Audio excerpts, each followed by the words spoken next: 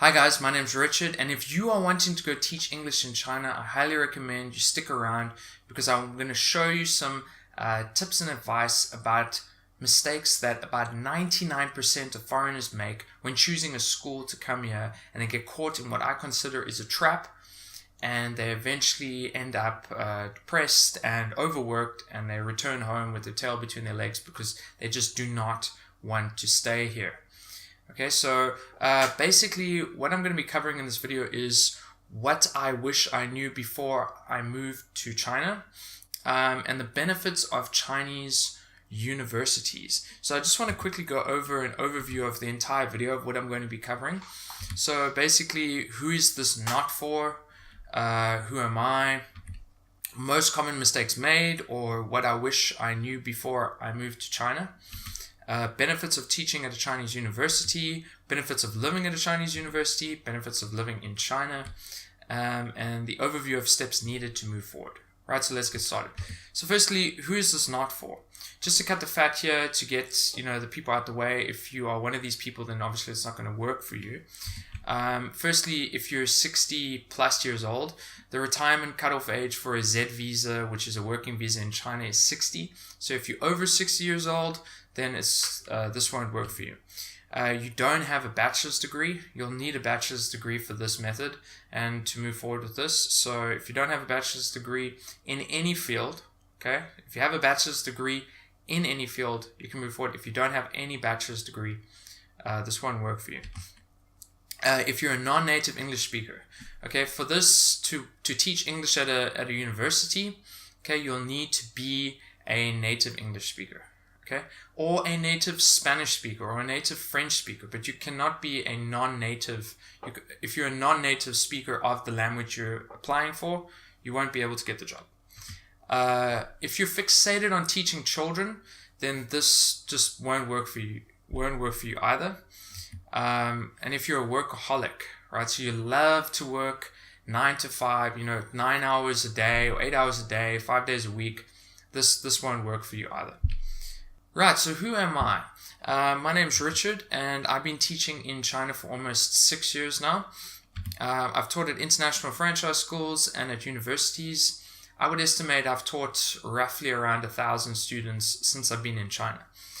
I'm also a part of a lot of local communities, so I speak to a lot of different foreigners that are in China that are doing numerous amounts of jobs, but a lot of them are in the English teaching area of teaching in China. So I talk to a lot of them. I find out what have they done wrong, what were their mistakes, what happened to them when they arrived, how they fixed it, how they solved their problems, and eventually got themselves to be comfortable. Okay, so let's focus on the most common mistakes made, or what I wish I knew before I moved to China. Right, so the first thing that I thought about when I arrived in China was China is not what I expected, okay? And this is not in terms of the country. The country was fascinating, amazing, super fun. It was more to do with the school. So I was painted a very, amazing picture of the school and how great it was. And the people were fantastic. I really enjoyed the staff, but the workload was intense. It was incredibly hard to do. It was very hard to adapt. It was intimidating. I had to learn quite a bit on the spot. So basically, what the biggest mistake is that foreigners make when deciding when they want to come and teach English in China is that they're deciding too quickly on a school. And the problem with this is that it's a trap. Now, what do I mean by a trap? And why is this the most common mistake made? If 99% of these teachers are making this mistake and they're getting caught in this trap, why are they consistently being kind of fooled into the system? So let me just tell you what type of schools are capturing these foreigners. And basically, it's the international franchise schools. Now, an international franchise school is not actually a school, it's a business, okay? And their business is teaching students for a fee. Now, the most common schools that you'll find in China and the most common places that you'll find English teachers are at international franchise schools. Now, what is an international franchise school?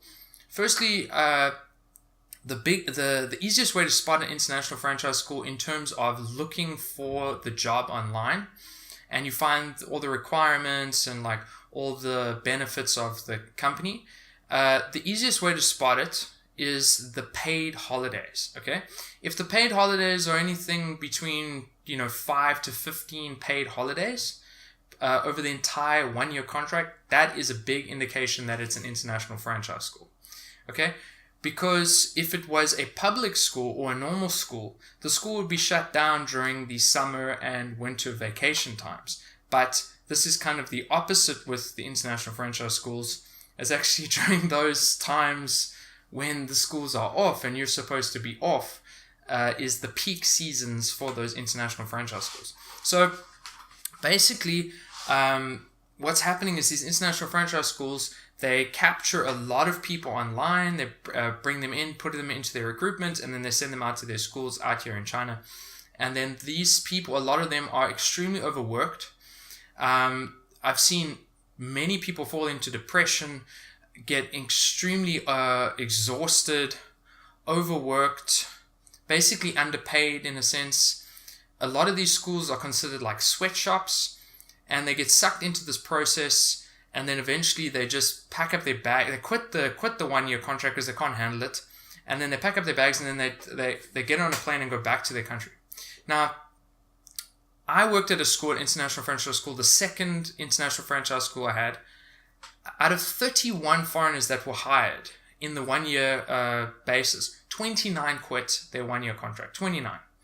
Okay, that is the retention rate as an example of these international franchise schools. It's tough. So basically what's happening is they're making these mistakes because they're not doing enough research. They're not searching enough more online. They're not finding enough information about different jobs that are out there. And basically you'll find a lot of videos online that will say, don't teach English in China, get a white monkey job.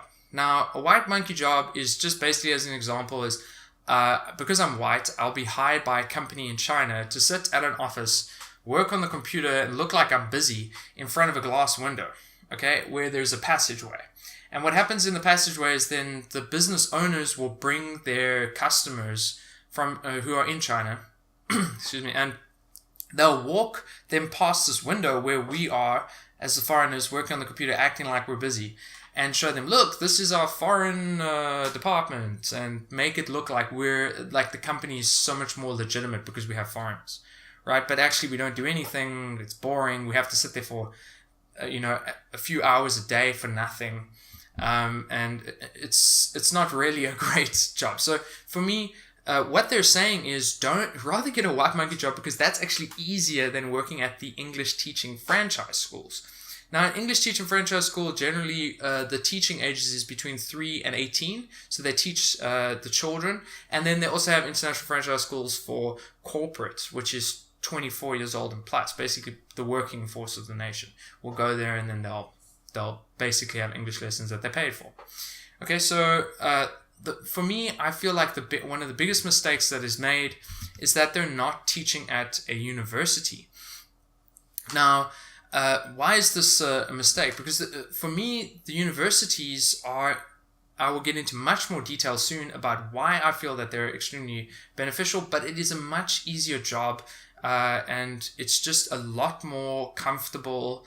And as much as the salary is a little bit lower, I will explain this in detail as why it's better, right? So basically, a lot of people will ask me and think and say, well, then why is this not a more popular option, right? Or more known as a popular option? Now, there's two reasons for this. Okay, one is lack of information. The other is lack of advertising. Now, what I'm going to say is I'm just going to compare an example with you in terms of the information that, or the advertisements basically online, is that the international franchise schools, okay, they are run as a business from a headquarters, okay? A lot of these headquarters, they're not they're not Chinese companies. They're international companies. So, for example, the international franchise school that I used to teach at, okay, their school, their company, their headquarters is in Europe. Okay, and that headquarter or that company has schools over 52 different countries around the world. Okay, so they're a huge organization. Now, because they're such a massive organization, they make billions annually. Okay, they have a huge amount of revenue coming through their schools. Okay, so let's take that organization, right, billions annually, and take where I'm currently working, a small public university who has a very limited amount of money and funds to do recruitment. Now, you take this company that needs, it has to function with foreign, it needs native English speakers. Okay, so its money that's given to its recruitment and its advertising is a lot because they have to have native English speakers in their schools. If they don't, they cannot sell the course. If they cannot sell the course, they cannot make money, which means their business starts to die. So their advertisement for recruitment is massive. It's got a huge funding. Okay, that's why when you go onto Google and you type in teach English teaching jobs in China, the first ads that you'll see are all international franchise schools. And they're sucking in people into their recruitment system, right? Now, this type of power that they have is because they are located in Europe. So they have access to Facebook advertisement, Google advertisement, advertising on YouTube. Okay, now you take that massive corporation doing that, and then you compare it to a public university that's located in China, okay, that is inside China's great firewall, okay? So they don't have access to YouTube, they don't have access to Facebook, they don't have access to Google. So they cannot run their advertisement as strongly as these massive corporations. So it's very difficult to see these university jobs through the massive noise that the international franchise schools are making. And these international franchise schools, they're very, very good at at painting you this beautiful picture of their school and making you feel so comfortable before you get there that you're going to have a great time, it's going to be amazing, it's going to be a party. And then you arrive and you're just like completely destroyed by the over amount of work that you give them. Now, so this is the main reason why it's not more popular. This is why it's the reason why my university currently, there's 10 fully furnished apartments inside this building that I'm in now that are dedicated for foreign English teachers. But only 3 of them are being used. So there's 7 empty apartments that are just not being used that they need to fill up with foreigners to come teach at the university. But they just have such a hard time finding people because they have such a limited amount of advertisement, and they have to eventually just go through recruitment agencies to eventually source out people. So it's very difficult for them to handle recruitment in comparison to the international franchise schools. And on top of this, what I forgot to mention is the international franchise schools has referral programs for their current teachers, which means a current teacher at an international franchise school gets paid to get a referral. And it's big referrals. If you can refer a person, if you can get a person to come to their school and you refer them, you get a decent amount of money. Public universities don't have this. I don't get referral fee if I find somebody to come to the university. They just don't have the funding. They don't have the same amount of money as the international franchise school do. Okay, so this is the biggest mistakes that I've seen, and this is why it's not as known. So let's move into the benefits of teaching at a Chinese university. Okay, so firstly is the freedom, right? The freedom to teach. Now, in comparison to the international franchise schools, okay, you will be given a massive curriculum, very complicated. You have to make your lesson plans extremely strict. They have to be very ordered. They have to be in the structure that the staff want, the structure that the school wants. This can take some time actually to get used to building the lesson plans they want. You have to do the classes the way they want. You'll be put into a room where you're teaching children, and there'll be cameras and audio basically observing you to make sure that you're following everything right. And if you're not, you'll get scrutinized either by the staff or by the parents to eventually until you're basically doing it like they exactly want you to do it. And there's no freedom in terms of your teaching. Okay. in terms of the university, in terms of teaching at a university, the freedom that you have at teaching at a university is that you're given a book, okay, and you said you need to stick to these units per class, and you need to build your class around this topic. Okay, so for example, if Unit 1 is about travel, now you have to basically structure your entire class around travel. Okay, so you have the power of designing your class. Now, if you're new to this, that can be very intimidating. Okay, but I hopefully can help you in the future. I will release some information to try and help you with how to manage the classes. Okay, which is actually a breeze once you know how to do it. It's incredibly simple, and it's really not a lot of work, and it's very effective as well. But if you don't know, it can be intimidating. But in terms of, and that's the other thing about the international franchise schools, they will guide you and teach you and all this stuff. Okay, but if you have some guidance and you can look online and find out how you can manage your own classes in your own way, it's a lot less stress, right? So that I really enjoy. The other thing is that the working hours are only 9 hours per week. Okay, currently I only work 9 hours per week. In comparison to an international franchise school, you'll work anywhere between 25 to 40 hours per week. Okay, and this is including office hours, and it's a lot of teaching. Mostly around 20 hours per week of teaching, and that's pretty intense, those 20 hours in comparison, right? So the other thing is that the freedom, there's also that I only work 3 days per week at a university, and those 9 hours are dedicated over those 3 days, right? And they can be requested to be consecutive, right? So currently I work Wednesday, Thursday, Friday, and then I'm off from Saturday till the next Wednesday. The other thing that is what I love, and this is one of the main things why I moved to a university after teaching at the international franchise schools, is the paid holidays. You get anywhere between 4 to 6 months paid holidays. Okay, 1 semester or 1 year, I've had 5.5 months paid holiday. 2 months that was covered over winter vacation, and then I had 3.5 months over summer vacation. And this is all paid. I get paid during this time, and you basically can go travel or do whatever you want during that time. And there's no work needed. In comparison to, say, international franchise school, you only get 10, maybe even sometimes only 5 paid holidays throughout the entire year. So that means for 355 days of the year, you have to work. I mean, consecutively, you have your breaks of 2 days off per week. And this is the other thing. Most international franchise schools, you work 5 days per week. Only a few I've seen that you sometimes only work 3 or 4. But even then, your hours of teaching is cramped into those days. So you're working insanely hard on those couple of days and then having a few days, extra days off. The students, right? The students in terms of the benefits of teaching at a Chinese university is enormous for me, because in comparison to the international franchise schools, this is just from, other people might argue with me about these topics. Go straight ahead, but my experience is that between 3 and 18 is very naughty, very tough to deal with, tough to manage. Can be extremely chaotic. Okay, and then you have the adult section, which is 24 plus. Some of them could be relaxed, and some of them could be too relaxed, but some of them could be extremely strict because they're paying. It's their hard-earned money. So they are coming there and they're like, you're going to give me the strictest. They're going to be very strict with you.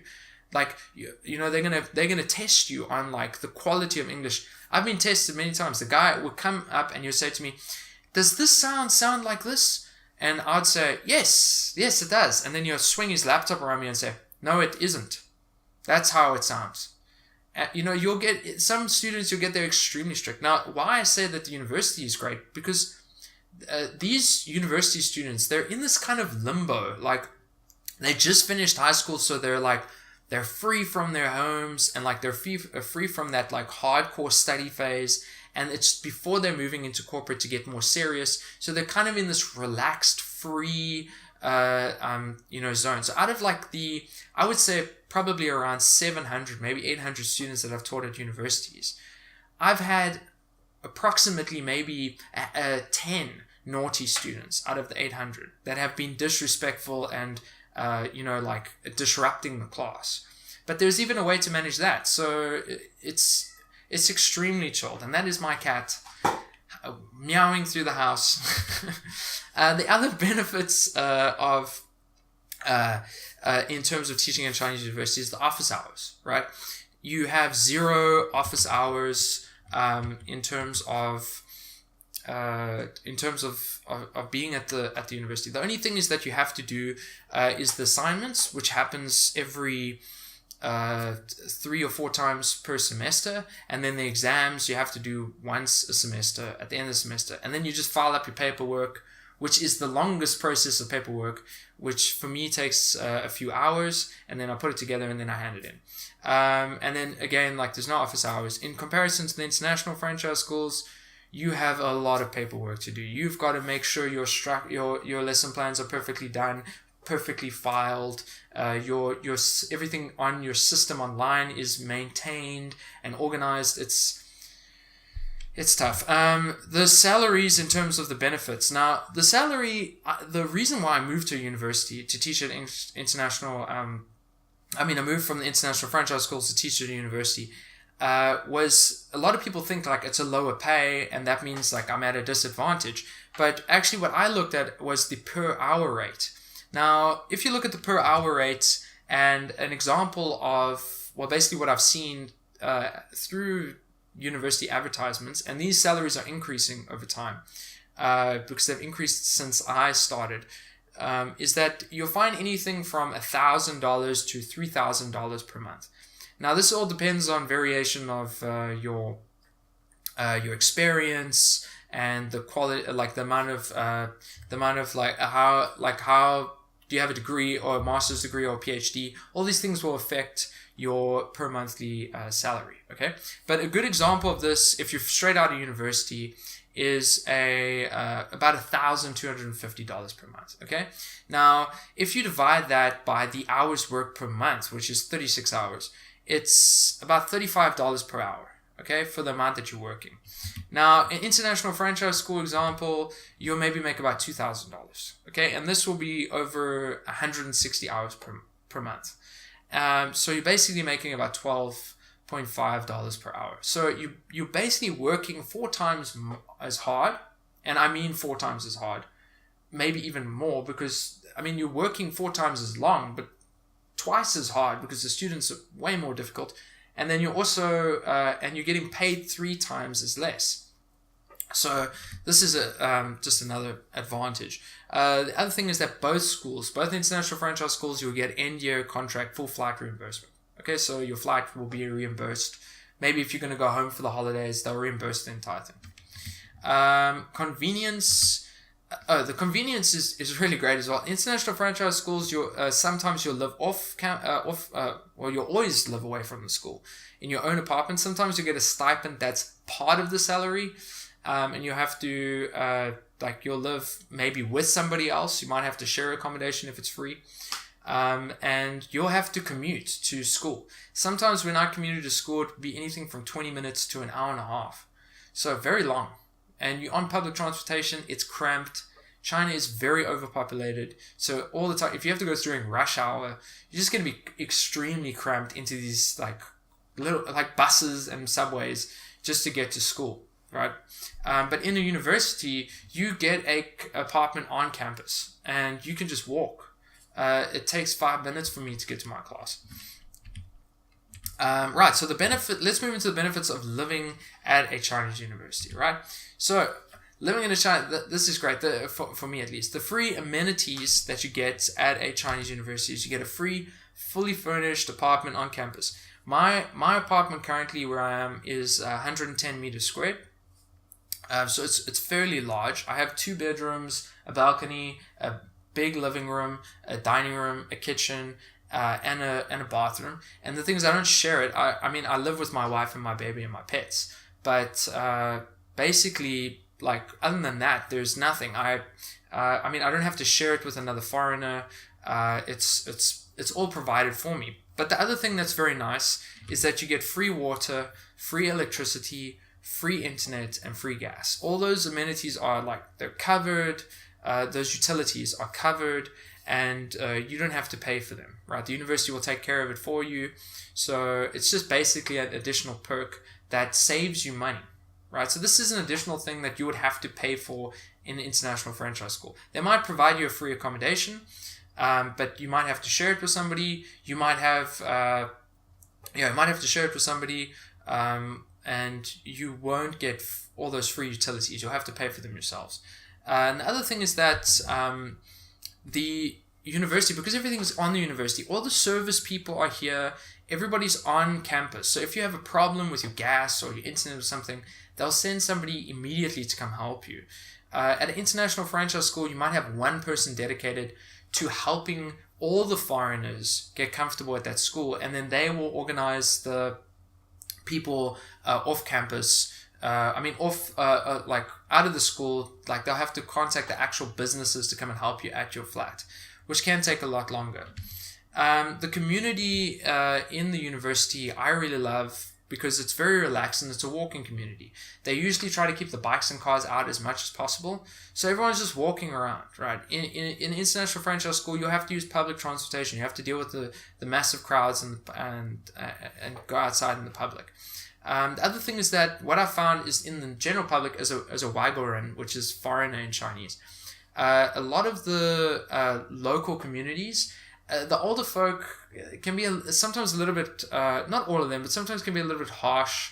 Like they're just like a little bit skeptical about us as foreigners, and they can be a little bit cold, and they'll give you like dirty looks, and they're like not really not very happy about us being here. A lot of the young people are a lot more chilled and curious and want to know who you are, and that's what the university is like. So everybody in the university is because it's all students, they're very chilled and relaxed, and they're just like, hey, they're like a lot more comfortable, and they're not like intimidating, or they're not intrusive in that sense. So the food is also great as a benefit on university. I mean, you'll probably find cheap meals like this outside, but just in terms of food, which is basically, except for like your general amenity, like your soaps and your shampoos and stuff, the only thing you have to basically pay for when you arrive here is your food, which on campus you can get for $1.50 on an average meal, and that's a big meal. I mean, that's a full meal. You'll be stuffed when you eat that, and the food's good. So basically, if you want, what I can do, if you'd like, you can just leave a comment below, and I'll make a video of a day in the life of an English teacher at a Chinese university, if you like. Right, so let's move on to the benefits of living in China. Well, firstly, the first thing that I put down was that I met my wife here. So I'm not saying that you're gonna meet love and all that stuff, but I'm saying that there is opportunity, that if you want to date, there is options out here. Okay, so I met her the second day I got here at the school I was at, and eventually we started dating, and then now we're married. We have a kid and a family and 2 pets, and we live here. The other benefits of living in China, this is a mind-blowing place. It's a very interesting culture. The first 3 months I was here, my eyes were just shot open. The smells, the sights, everything is just exciting and interesting. So I highly recommend, if you want a real good culture shock, this is a good place to come if you want to enjoy something like that for the hearty traveler.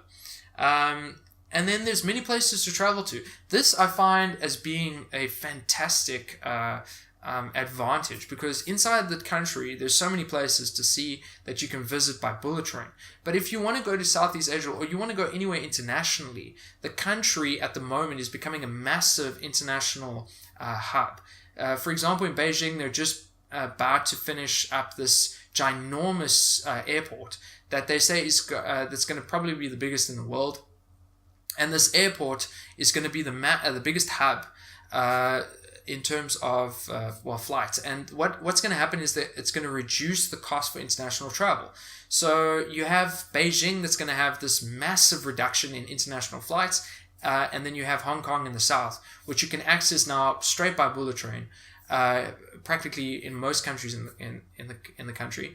And Hong Kong is the other hub that is also got really cheap international flights. So those two hubs, and even some local local airports such as my own will get you to places directly and for cheap. So during those 4 to 6 months that you got paid holidays, you can just take your additional savings and go travel and do whatever you like. You'll have that Z visa, that stable working visa that you're allowed to come in and out of the country as much as you want. So you'll be able to be here, and even during the week, you could go away for short trips because you'll have 4 days off a week, right?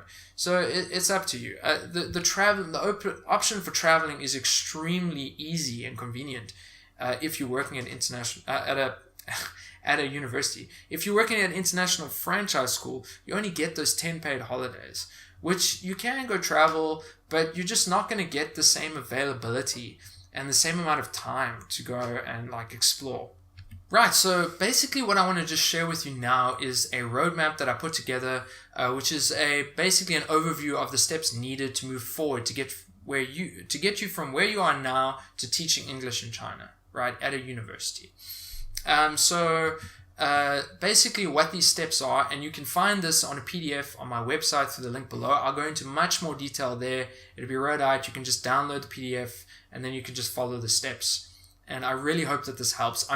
To me, it's extremely frustrating to watch people come through here, from their countries and get sucked into these international franchise schools and get overworked. It's been a long time waiting for me to share this information, to just help people to hopefully make a wiser decision.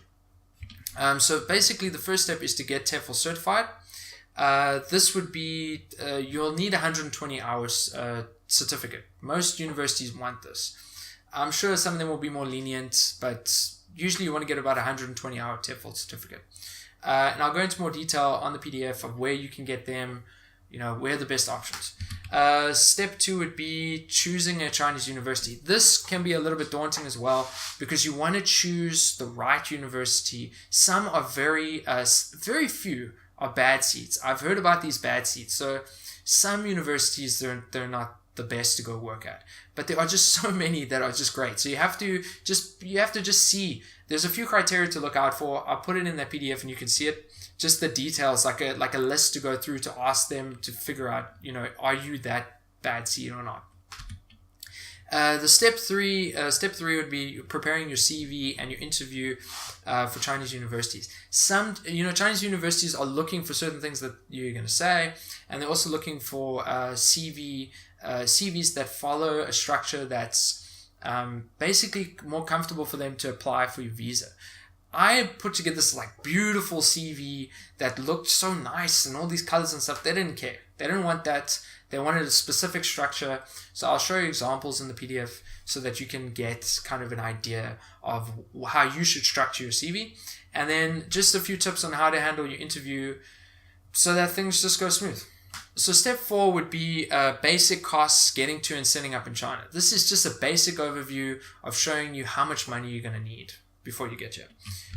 Step 5 is basic tips to make yourself comfortable here fast. Okay, moving to China is an intimidating move. It's a different country, it's a different place, and a lot of people will feel intimidated about moving here. So I just want to give you some tips to make yourself comfortable here fast.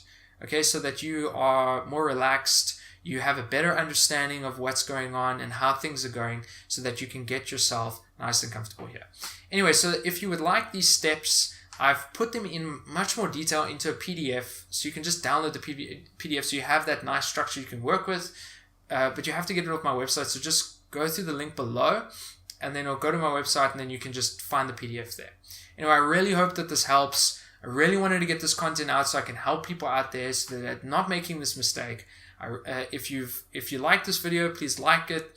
Please comment any questions you have or any kind of disagreement. If you have a disagreement about what I say, I would love to hear it. And subscribe here and click on the bell if you want to see anything new that's coming out of this channel. Anyway, I really hope I wish you the best of luck. I hope that you can get to China and enjoy yourself here. I mean, I really enjoy my job now. This is a cushy, comfortable job. And I really hope that it provided value for you today. Cheers for now.